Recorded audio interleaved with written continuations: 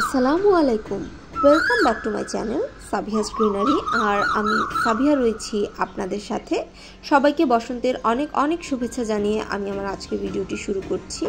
আজকে আমরা যে প্লান্টটি নিয়ে কথা বলবো এবং রিপোর্ট করব সেটি হচ্ছে আমাদের সবার ফেভারিট অ্যাগ্লোনিমা বা চাইনিজ এভারগ্রিন। আমার কাছে যেটা রয়েছে এটা হচ্ছে লিপস্টিক অ্যাগ্লোনিমা।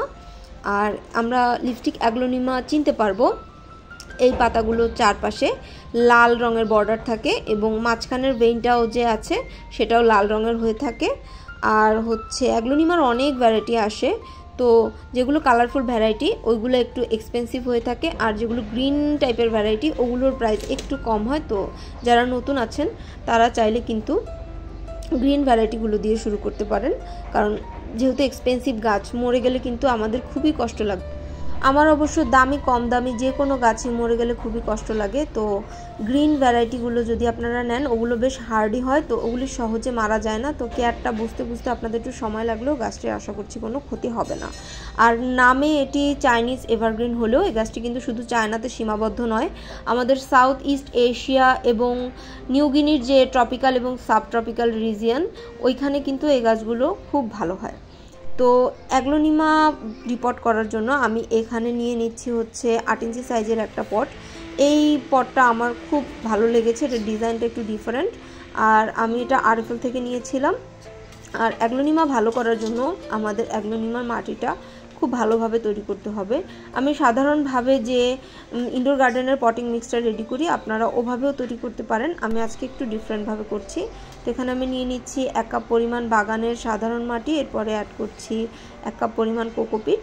কোকোপিটটা আপনারা আপনাদের এলাকার ওয়েদার বুঝে ব্যবহার করতে চেষ্টা করবেন। যদি দেখেন যে আপনাদের এলাকায় খুব দ্রুত পানি শুকিয়ে যায় তাহলে হচ্ছে কোকোপিটের মাত্রাটা একটু বাড়িয়ে দিতে পারেন, তবে বেশি কোকোপিট ব্যবহার করবেন না, এতে কিন্তু রুট রট হতে পারে। এরপর আমি অ্যাড করছি ভার্মি কম্পোস্ট, এরপর আমি অ্যাড করছি ভেজে নেওয়া রাইস হাস্ক বা ধানের চিটা, এটাও মাটিতে বায়ু চলাচলে সাহায্য করবে। এরপরে হচ্ছে আমি এখানে অ্যাড করব উড চারকোল বা কাঠ কয়লা। তো আমি এটা মিডিয়াম সাইজের একটা পিস করে নিয়েছি, তো একটু ভেঙে নিয়েছি আর কি। তো এতে হয় কি এটা পটিং মিক্সে মিশে যেতে সাহায্য করে, কিন্তু যদি আপনি একটু বড় বড় সাইজ নেন অনেক সময় এগুলি উপরে উঠে আসে, যেহেতু কয়লাগুলো খুব হালকা। আর কয়লা আমরা মাটিতে ব্যবহার করি, এটি গাছকে পুষ্টি যোগায়, সেই সাথে হচ্ছে রোগবালাই থেকেও আমাদেরকে কিছুটা পরিত্রাণ দেয়। এরপরে হচ্ছে আমি ব্যবহার করছি পারলাইট, তো এটা আমি হাফ কাপ ব্যবহার করছি। আর পারলাইটটা কিন্তু গাছে কোনো নিউট্রিশন দেয় না, এটার কাজ একটাই, সেটা হচ্ছে মাটিটাকে ঝুরঝুরে করা এবং বায়ু চলাচলে সাহায্য করা। এরপর আমি ব্যবহার করছি নিম খোল হাফ কাপ পরিমাণ। তো নিম খোলটা আমি ব্যবহার করছি ফাঞ্জিসাইড বা ছত্রাকনাশকের পরিবর্তে, আর আপনাদের কাছে যদি এটা না থাকে আপনারা ফাঞ্জিসাইড ব্যবহার করতে পারেন। পারলাইটের বদলে আপনারা কোকো চিপস ব্যবহার করতে পারেন। এরপরে হচ্ছে আমি এখানে ব্যবহার করছি হাড় গুঁড়ো 1/4 কাপ পরিমাণ। এরপর আমি ব্যবহার করছি লাল বালি বা সিলেকশন বালি যেটা হয় সেটা, তো এটা আমি ব্যবহার করছি হচ্ছে হাফ কাপ পরিমাণ। আর এই বালিগুলো ব্যবহার করলে মাটিটা খুব ঝুরঝুরে হয় এবং সহজে এটা দলা পাকিয়ে যেতে পারে না। এরপরে হচ্ছে আমি হাফ কাপ পরিমাণ সাদা বালি ব্যবহার করছি, আমি দুটো মিলিয়ে 1 কাপ ব্যবহার করছি আর কি। তো আপনাদের কাছে যদি শুধু সাদা বালি বা শুধু লাল বালি থাকে আপনারা এরকমভাবেই ব্যবহার করতে পারেন, 1 কাপ করে, কোনো সমস্যা নেই। এই যে আমাদের পটিং মিক্সগুলো নেওয়া হয়ে গিয়েছে উপকরণগুলো, এরপর হচ্ছে আমি এটাকে খুব ভালোভাবে মিক্স করে নিব। অ্যাগ্লোনিমা এই ধরনের ঝুরঝুরে জৈব পদার্থ সমৃদ্ধ মাটি পছন্দ করে, ন্যাচারাল হ্যাবিটেটও এরা এই ধরনের মাটিতেই হয়ে থাকে। তো এই জন্য মাটিটা এদের ন্যাচারালি এরা যেভাবে থাকে সেভাবে বা তার কাছাকাছি তৈরি করতে চেষ্টা করবেন আর কি। তো এখানে আমি যতগুলো উপকরণ দিয়েছি সবসময় হয়তো সবগুলো উপকরণ আপনারা ম্যানেজ করতে পারবেন না, তো সেক্ষেত্রে আপনারা বালি, মাটি, ভার্মি কম্পোস্ট এবং কোকোপিট এই 4টা অ্যাড করুন, এবং এর বাইরে আপনারা হচ্ছে বাকি যে উপকরণগুলো আছে এগুলোর মধ্যে যেগুলো হাতের কাছে থাকবে ওগুলোই ব্যবহার করুন, তাহলে হবে। আর এর বাইরে আপনারা যেটা অ্যাড করতে পারেন সেটা হচ্ছে আপনাদের কাছে যদি সিউইড গ্রানিউল থাকে তাহলে সেটাও কয়েক দানা ব্যবহার করতে পারেন, আপনারা কয়েক দানা ডিএপি ব্যবহার করতে পারেন, তাহলে হাড় গুঁড়োটা ব্যবহার না করলেও চলবে।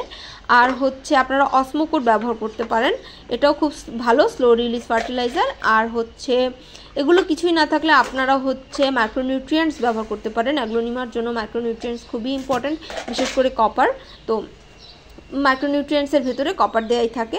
তো এগুলো আপনারা হচ্ছে পটিং মিক্সে মিক্স করতে পারেন, অথবা মাইক্রোনিউট্রিয়েন্টসটা আপনি পানিতে গুলিয়ে তারপরে হচ্ছে পরিমাণ মতো গুলিয়ে আর কি তারপরে ব্যবহার করতে পারেন। এখানে আমি দেখিয়ে দিচ্ছিলাম যে মাটিটা কিন্তু কোনোভাবেই বাইন্ডিং হচ্ছে না, এটার মানে হচ্ছে মাটিটা একদম ঝুরঝুরে হয়েছে। এরপর হচ্ছে আমি টবের ভেতরে মাটিগুলোকে দিয়ে দিচ্ছি এবং হাত দিয়ে হালকাভাবে চেপে চেপে মাটিটাকে বসাচ্ছি।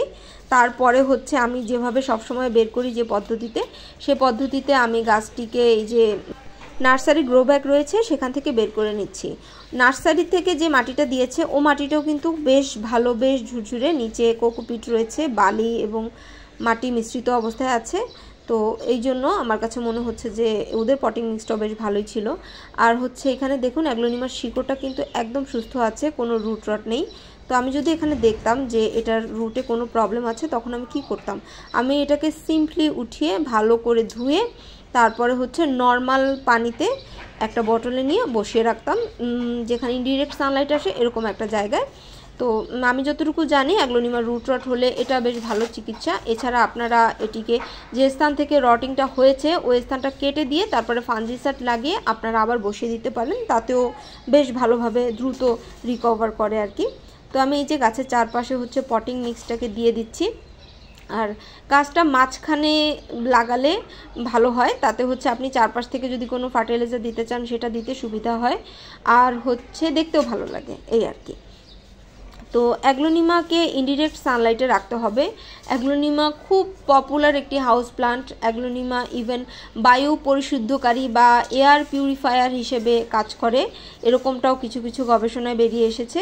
অনেকে ঘরের ভিতরে রাখেন, তো ঘরের ভিতরে রাখলে আসলে সবসময় তো অন্ধকার জায়গায় আপনি এটিকে রেখে দিতে পারবেন না, তাহলে এটার পাতা ঝুলে যাবে, কালার নষ্ট হয়ে যাবে, হলুদ হয়ে যেতে পারে পাতা, এই জাতীয় প্রবলেম হবে। আবার একদম ব্রাইট দুপুরের যে প্রখর সূর্যালোক তাতেও রাখতে পারবে না, পাতা পুড়ে যাবে, বাদামি বাদামি স্পট দেখা দেবে। তো আপনারা এটিকে সেমি ইনডোর প্লান্ট বলতে পারেন, যে সেমি ইনডোরে গাছটি ভালো থাকে। আর অ্যাগ্লোনিমার পানি একটু বুঝে দিতে হবে, ওপর থেকে মোটামুটি 2 ইঞ্চি পরিমাণ পানি শুকিয়ে গেলে এরপরই পানি দিতে হবে। অ্যাগ্লোনিমা ময়েস্ট সয়েল পছন্দ করে, কিন্তু তার মানে এই নয় যে পানি দাঁড়িয়ে থাকবে বা জমে থাকবে এই ধরনের মাটি অ্যাগ্লোনিমা পছন্দ করবে, এরকমটা মোটেও নয়। আর আপনি কিভাবে বুঝবেন আপনার রিপোর্টিং প্রপারলি হয়েছে? যখন দেখবেন যে রিপোর্টিংয়ের 2 থেকে 3 দিন পরে গাছটি সূর্যের আলোর দিকে ঘুরে যাচ্ছে, তখন আপনি বুঝতে পারবেন যে হ্যাঁ, গাছটিতে তেমন কোনো শক লাগেনি, এটি রেসপন্স করছে, তার মানে হচ্ছে গাছটি সুস্থ আছে। তো এই ছিল আমার অ্যাগ্লোনিমা নিয়ে আজকের ভিডিও। আশা করছি ভিডিওটি আপনাদের কোনো না কোনো উপকারে আসবে। আর ভিডিওটি ভালো লেগে থাকলে আমার চ্যানেলটি ভিজিট করার অনুরোধ রইল এবং আমার চ্যানেলটি সাবস্ক্রাইব করে নেওয়ার অনুরোধ রইল। সেই সাথে আপনাদেরকে অনুরোধ করছি প্লিজ বেল আইকনটি ক্লিক করে দেওয়ার জন্য। আর আপনাদের কেমন লেগেছে, অন্য কোনো ইনফরমেশন যদি বাদ গিয়ে থাকে আমাকে কমেন্ট সেকশনে জানাতে পারেন, আমি অবশ্যই সেটির উত্তর দিতে চেষ্টা করব। এতক্ষণ ধরে ধৈর্য ধরে আমার সঙ্গে থাকার জন্য আপনাদেরকে অসংখ্য ধন্যবাদ। আল্লাহ হাফেজ।